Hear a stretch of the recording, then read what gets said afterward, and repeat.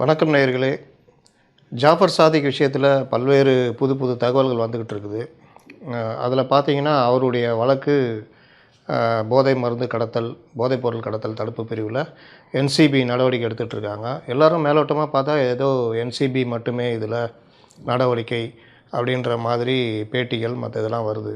அதை தாண்டி நமக்கு வருகின்ற தகவல்கள் பல்வேறு விஷயங்களை சொல்லுது.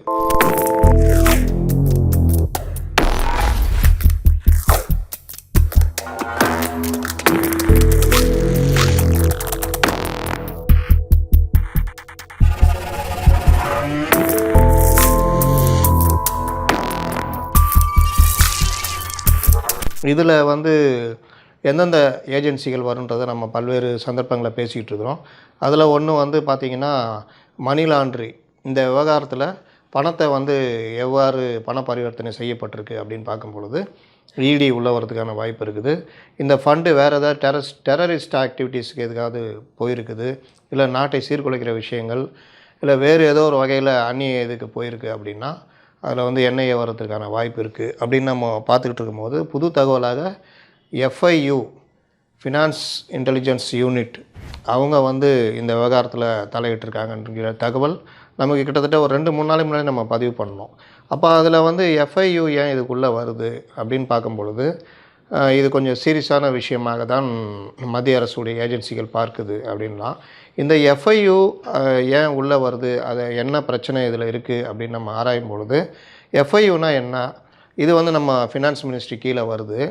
ஹோம் செக்ரட்டரியும் இதை கண்காணிச்சிட்ருக்கோம். அதே நேரத்தில் இந்த எஃப்ஐயு ஏன் வந்தது, எப்படி வந்தது, இந்த விவகாரத்தில் ஏன் வர்றாங்க அப்படின்னு பார்க்குறதுக்கு முன்னாடி எஃப்ஐயுன்ற அமைப்பு இந்தியாவில் சர்வதேச அமைப்புகளுடைய இதில் யார் கூட அவங்க லிங்கில் இருக்காங்க அப்படின்னு பார்த்தா எஃப்ஏடிஎஃப் அப்படின்னு சொல்லலாம். ஃபினான்ஷியல் ஆக்ஷன் டாஸ்க் ஃபோர்ஸ் அப்படின்ற ஒரு உலகளாவிய ஒரு அமைப்பு. அதில் இந்தியா ஒரு உறுப்பு நாடு. இந்தியாவில் இதற்கான இதில் கண்காணிக்கிறதுக்கு தான் நான் சொன்ன அந்த எஃப்ஐயு உள்ளே வருது. எஃப்ஐயு அமைப்பு அமைக்கப்பட்டது. இந்த எஃப்ஏடிஎஃப் ஏன் அமைக்கப்பட்டது அப்படின்னு பார்த்தா, நீங்கள் உலகளாவிய அளவில் அந்த பணம் எங்கெங்கே போகுது அப்படின்னு பாரப்போ 2 விஷயத்துக்காக இதை அமைக்கப்பட்டது. மணி லாண்டரிங், இன்னொன்று பார்த்திங்கன்னா டெரரிஸ்ட் ஃபைனான்சிங் அப்படின்னு சொல்கிறாங்க. தீவிரவாத செயல்களுக்கு பணம் போவது, இதை கண்காணிக்கிறதுக்காக இந்த எஃப்ஏடிஎஃப் உலகளவில் உருவாக்கப்பட்டது. அதில் இந்தியாவும் ஒரு நிரந்தர உறுப்பு நாடு. அதில் தான் நீங்கள் அந்த எஃப்ஐயுவை நம்ம பார்க்கலாம். இந்த எஃப்ஏடிஎஃப் எப்போ உருவாக்கப்பட்டது, இதோடைய பின்னணி என்ன அப்படின்னு போகிறதுக்கு முன்னாடி ஒரு சில விஷயங்களை சொல்லிடுவோம். இந்த போதைப்பொருள் கடத்தல் அப்படின்றது பார்த்திங்கன்னா உலகம் முழுவதும் அந்தந்த நாடுகளில் நடந்துகிட்டு இருந்தது. இந்த போதைப்பொருளையும் அந்தந்த நாடுகள் அவங்களுடைய அமைப்புகளை வைத்து கட்டுப்படுத்திட்டு போகிற போக்கு இருந்தது. ஆனால் ஒரு கட்டத்தில் இந்த போதைப்பொருள் கடத்தல் என்பது ஒரு நாட்டிலேருந்து இன்னொரு நாட்டுக்கு, ஒரு நாட்டுடைய பொருளாதாரத்தை இன்னொரு நாட்டிலேருந்து கட்டுப்படுத்துவது, ஒரு நாட்டில் இருக்கிற தீவிரவாத அமைப்புகளுக்கு பணம் ஈட்டுவதற்கு இன்னொரு நாட்டிலேருந்து போதைப்பொருளை கடத்துவது, ஒரு நாட்டில் இருக்கிற ஆயுதங்கள் வாங்குவதற்கு போதைப்பொருளை பயன்படுத்துது. இப்படி பார்த்திங்கன்னா ஒவ்வொரு நாட்டை சார்ந்து இன்னொரு நாட்டை சார்ந்து இந்த மாதிரி மற்ற நாடுகளில் பொருளாதார சீர்குலைவு, தீவிரவாத செயல், இந்த மாதிரி எல்லாத்துக்குமே போதைப்பொருள் கடத்தல் என்பது ஒரு முக்கியமான காரணியாக இருக்குது. அப்படின்னோன்னா இந்த விவகாரத்தில் அனைத்து நாடுகளும் ஒரு அவங்க விழிச்சிக்கிட்டு என்ன பண்ணாங்க, 1985 இந்த என்டிபிஎஸ் ஆக்ட் அது கொண்டு வராங்க. உலக நாடுகள் எல்லோரும் அதில் ஒத்துக்கிட்டு அந்த இதில் கையெழுத்திடுறாங்க. இது அந்த பீரியடில் தான் இந்தியாவும் அந்த இதில் இணையிறாங்க. அதுக்கப்புறம் நம்ம என்டிபிஎஸ் ஆக்ட்லேயே பல அமெண்ட்மெண்ட்டு 2024 வரைக்கும் 4 அமெண்ட்மெண்ட்டு கொண்டு வந்திருக்காங்க. இந்த எஃப்ஏடிஎஃப் எப்படி உருவாகுது, ஏன், என்ன நோக்கம் அப்படின்றப்போ குளோபல் லெவலில் மணி லாண்ட்ரிங்கை தடுக்கணும் அப்படின்றதுக்காக வியன்னாவில் 1988 ஒரு கன்வென்ஷன் கொண்டு வராங்க. அதனுடைய அந்த பேச்சுவார்த்தையில் மற்றதுக்கப்புறம் 1989 இறுதிப்படுத்தப்பட்டு ஒவ்வொரு நாடுகளும் அதில் இணையிறாங்க. இந்தியா அதில் ஒரு பார்வையாளராக இணையுது. இது ஒரு பார்ட்டு. இப்போது இந்தியாவில் இந்த மாதிரி போதைப்பொருள் இதெல்லாம் தடுப்பு நடவடிக்கைகளுக்காக ஏஜென்சி தான் என்சிபின்னு நம்ம சொல்கிறோம். இப்போ ஜாஃபர் சாதிக்கை அரெஸ்ட் பண்ண அந்த என்சிபி. இதே மாதிரி அமெரிக்காவில் பார்த்திங்கன்னா டிஇஏ, ட்ரக் என்ஃபோர்ஸ்மெண்ட் அட்மினிஸ்ட்ரேஷன், இந்த மாதிரி ஒவ்வொரு நாட்டிலையும் ஒவ்வொரு பேர் இருக்கும். இவங்களுடைய வேலை என்னென்னா போதைப்பொருள் கடத்தலை கண்காணிப்பது, தடுப்பது, பிடிப்பது, இந்த மாதிரி பல்வேறு விஷயங்கள். இதில் இன்டெலிஜென்ஸ் யூனிட் எல்லாமே இருக்கும். இதில் ஒவ்வொரு நாடுகளும் அடுத்த நாடுகளோட இந்த NDPS இதில் வந்து இந்த கையெழுத்து ஒப்பந்தம் அந்த யுஎன் கன்வென்ஷனில் சைன் பண்ணதுனால எல்லோரும் ஒருத்தருக்கு ஒருத்தர் தகவல் பரிமாற்றம், குற்றவாளிகளை பிடிப்பதற்கு உதவுவது, இந்த மாதிரி பல்வேறு விவகாரங்களை ஒத்துழைச்சி செயல்பட்டுக்கிட்டு இருக்கிறாங்க. அதில் ஒரு இதுதான் அந்த ஜாஃபர் சாதிக் மாட்டினது. DEA தகவல் தரலன்னா நமக்கு வந்து டெல்லியில் இந்த மாதிரி ஒரு செயல்பாடு இருக்குன்றது நமக்கு தெரிஞ்சிருக்காது, இல்லை ரொம்ப லேட்டாக தெரிஞ்சிருக்கும். அவங்களுடைய தகவல் ஏற்கனவே ஆஸ்திரேலியா, நியூசிலாந்து சொன்னாலும் 4-5 மாதம் ஓடுது, யாருன்னு கண்டுபிடிக்க முடியல. DEA அதுக்கப்புறம் அமெரிக்காவுடைய DEA அங்கே இருக்கிற போதைப்பொருள் கடத்தல் தடுப்பு பிரிவு சொன்ன பேர் பிடிக்கிறாங்க. இது ஒரு பார்ட்டு. இன்னொரு இது என்ன, மணி லாண்ட்ரி.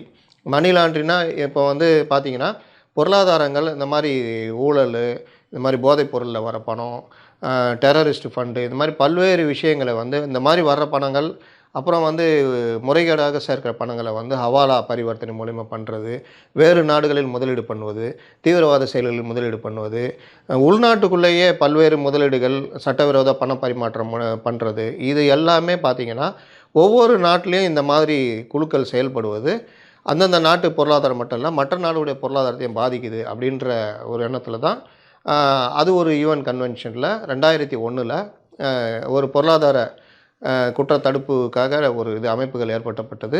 அதில் தான் இந்த PML ஆக்ட் 2001 வருது. 2011 நம்ம அதில் அமெண்ட்மெண்ட் கொண்டு வந்து இன்னும் கொஞ்சம் அதை ஸ்ட்ராங் பண்ணுறோம். இதுலேயும் பார்த்தீங்கன்னா ED அதுடைய அமைப்பாக இந்தியாவில் இருக்கிறது என்ஃபோர்ஸ்மெண்ட் டிபார்ட்மெண்ட்டு, அமலாக்கத்துறைன்னு சொல்கிற ED. இதே மாதிரி ஒரு அமைப்பு தான் இந்த FATF வந்து நான் சொன்ன மணி லாண்ட்ரி ப்ளஸ்ஸு ஃபினான்ஸ், அந்த இதுக்கான தீவிரவாத குழுக்களுக்கான அந்த நிதி போய் சேர்றதை தடுக்கிறது, அது கண்காணிக்கிறது, வாட்ச் டாக் அப்படின்னு சொல்லுவாங்க. அது கண்காணிக்கிறது. இது எப்போ இந்த மாதிரி விஷயங்களை கண்காணிக்க ஆரம்பிக்கிறாங்கன்னா 89 இதற்கான இதை வந்து G7 மாநாட்டில் உருவாக்குறாங்க. இந்தியா அப்போ வந்து அதில் ஒரு பார்வையாளராக இணையுது. அதாவது ஒரு நாடாக இணையில் 2006 இந்தியா வந்து அப்சர்வராக இணைஞ்சாங்க.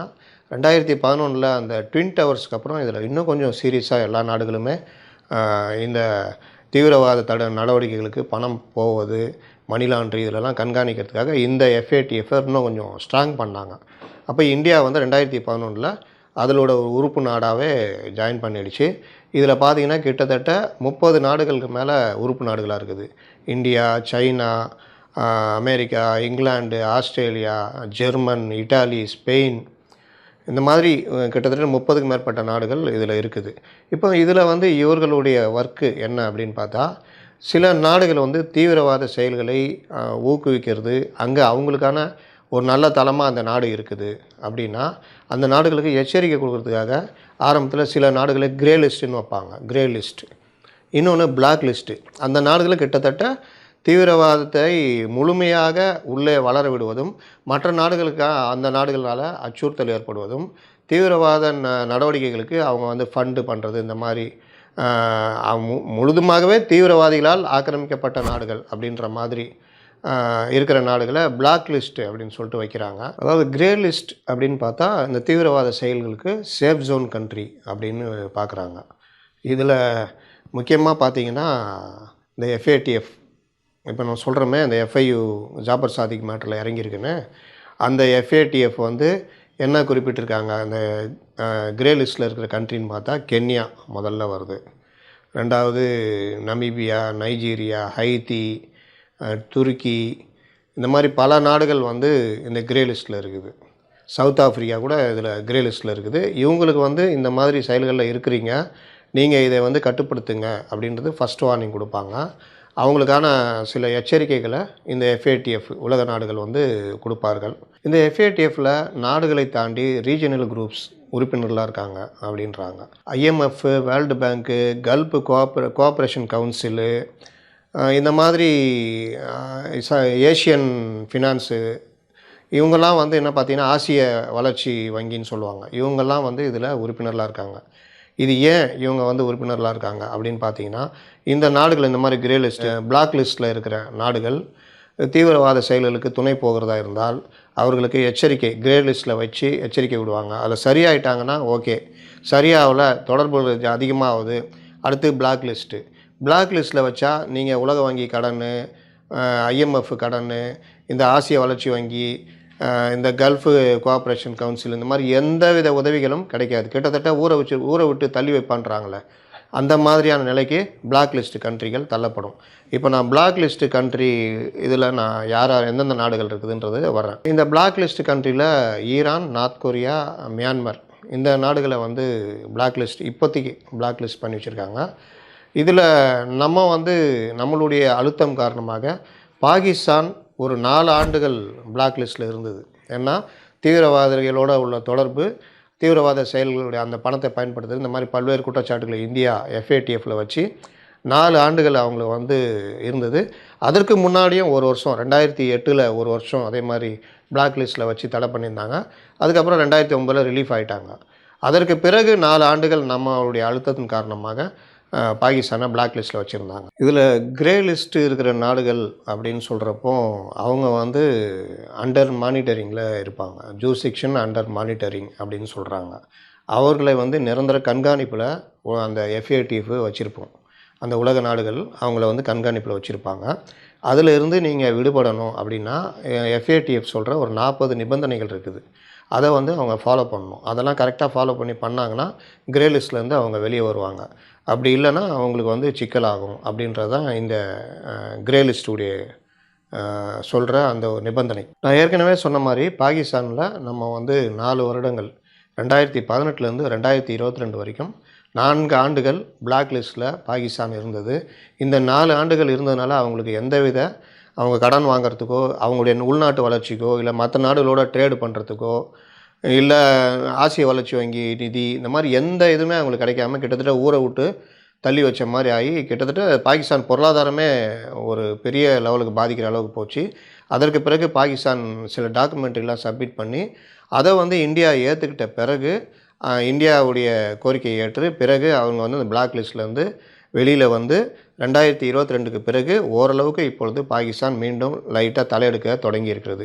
இதுக்கு முன்னாடி வரைக்கும் கடுமையான பாதிப்பில் பாகிஸ்தானோட விளையாட்டுலாம் பார்த்திங்கன்னா பெரிய அளவில் இருக்கும். இதுக்கு முக்கிய காரணம் தீவிரவாத செயல்களுக்கு அவர்கள் ஒற்று போனதுனால இந்த FATF மூலியமாக இந்தியா கொடுத்த அழுத்தத்தின் காரணமாக பிளாக் லிஸ்ட்டில் வைக்கப்பட்டது முக்கிய காரணம் அப்படின்னு சொல்லலாம். இந்த FATFல 2011ல் இந்தியா சேருதுன்னு சொல்கிறோம். அதே காலகட்டத்தில் தான் PMLA ஆக்ட் அமெண்ட்மெண்ட்டும் வருது. 2012ல் அந்த அமெண்ட்மெண்ட்டு கடுமையாக இந்தியாவுக்குள்ளே அமலாகுது. இந்த FATFல இந்தியாவில் எந்தெந்த கண்காணிப்பு ஏஜென்சிகள் அதற்கு கீழே வருது அப்படின்னு பார்த்தா, ஒன்று நான் ஏற்கனவே சொன்ன மாதிரி FIU, இன்னொன்று ED ஃபுல்லாகவே நீங்கள் மணி லாண்ட்ரி ஆக்டில் தான் பார்ப்பாங்க.